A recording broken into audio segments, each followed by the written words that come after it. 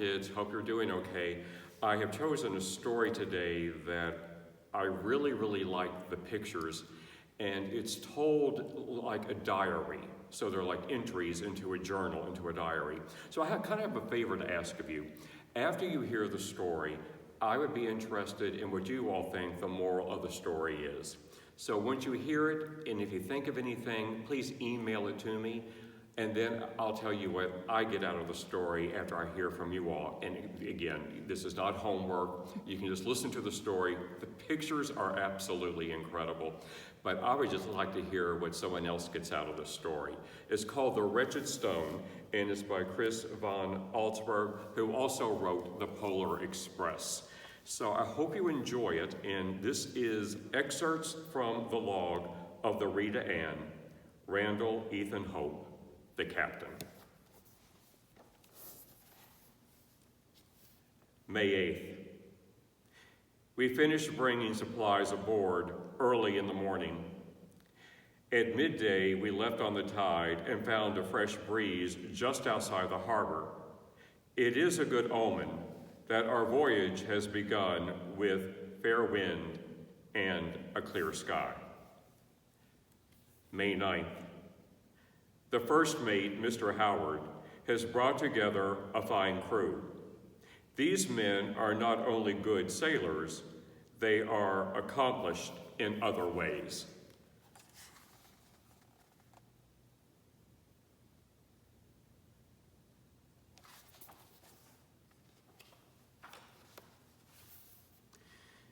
Many read and have borrowed books from my small library. Some play musical instruments, and there are a few good storytellers among them. May 17th. Our passage is going well. The usual boredom that comes with many days at sea is not present on this ship. When the members of this clever crew are not on duty, I find them singing and dancing or amusing each other with tales of past adventure.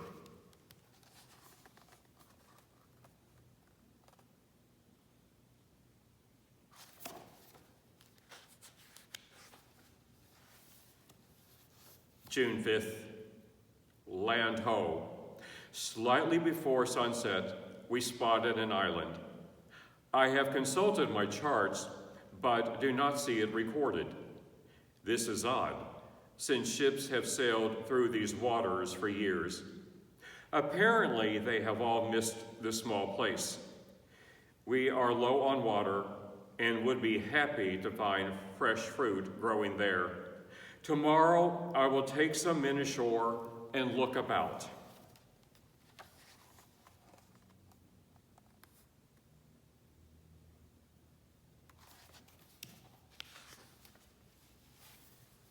June 6th. I have just returned from the island. It is strange indeed. The vegetation is lush, but not a single plant bears fruit.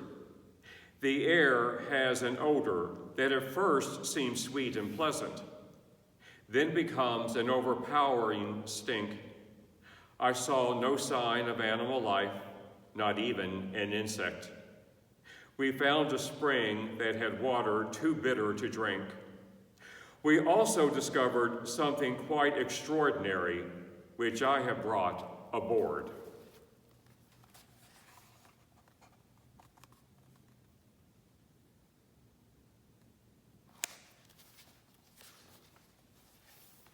It is a rock, approximately 2 feet across. It is roughly textured, gray in color, but a portion of it is as flat as smooth as glass. From the surface comes a glowing light that is quite beautiful and pleasing to look at. The thing is unbelievably heavy, requiring 6 strong men to lift it. With great effort, we were able to get it aboard and into the forward hold. We have set sail and are underway again.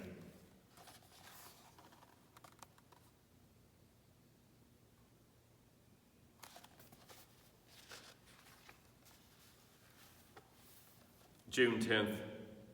The crew is fascinated by the rock. When not needed on deck, they are down below, gazing in silence at the peculiar light it gives off. I miss the music and storytelling that have become part of our ship's life. The last few days have passed quite slowly. The men, however, seem perfectly content. I am sure their interest in the stone will fade away soon.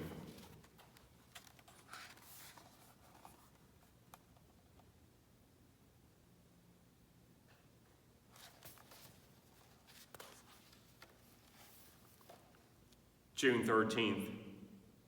Something is wrong with the crew.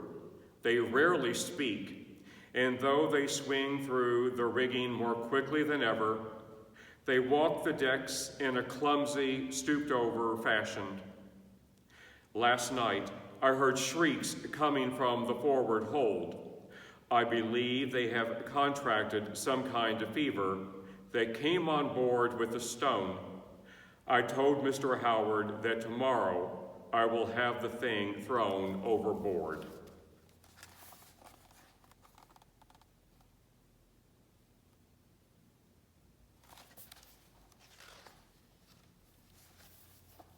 June 14th. This morning I awoke to find the deck deserted. The wheel was tied steady with a rope. I believe Mr. Howard, who spent some time around the rock, told the men about my plan to get rid of it. They have now locked themselves in the forward hold. They apparently believe, in their feverish state, that I can sail this boat alone while they sit around that wretched stone.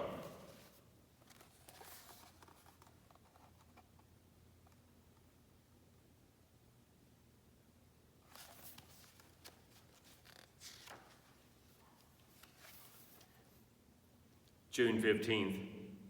We are in grave danger. A powerful storm is headed this way. All morning long, the wind has grown steadily stronger. The sky is filled with dark clouds. I am unable to shorten the sails by myself. With this much canvas up, we will surely be blown over and sink when the full force of the storm arrives. I am going forward again to try to get the crew to work. All our lives depend on it.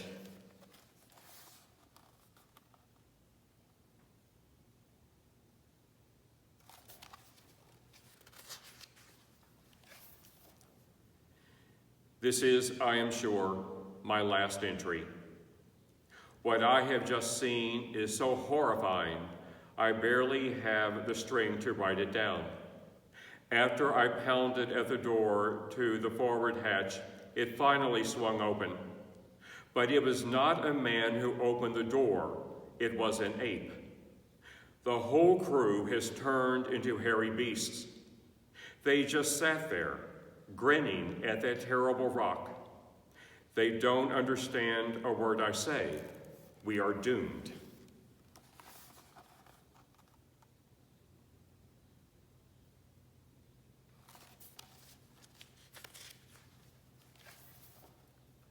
June 16, the storm has passed.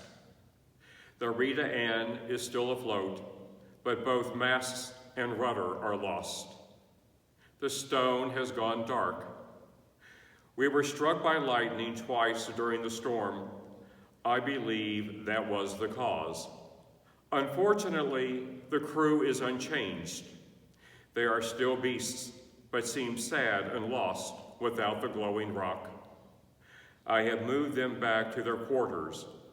We have food for 2 weeks. I am hopeful of a rescue.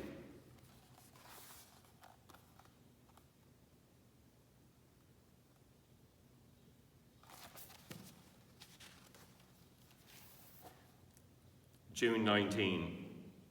I have made an encouraging discovery. I am playing the violin and reading to the crew. It's having a very positive effect. They are walking upright and have an alert look in their eyes. June 24th. I was in the forward hold today. A dull glow was coming from the stone. I have covered it and will keep the compartment locked.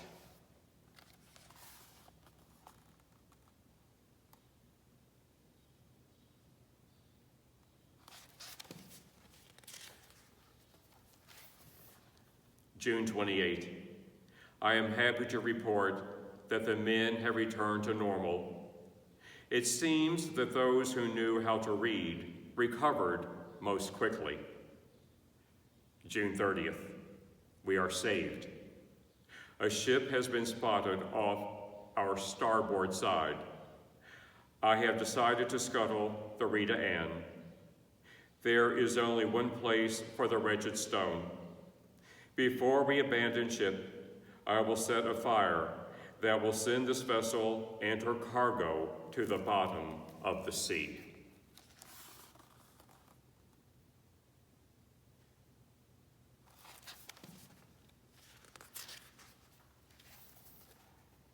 July 12. Our rescuers have left us in the harbor town of Santa Pongo. One by one, the crew should be able to sign onto ships passing through and work their way home. We have made an agreement not to talk about the strange events that took place aboard the Rita Ann. The men appear to have recovered completely, though some have shown an unnatural appetite for the fruit that is available here.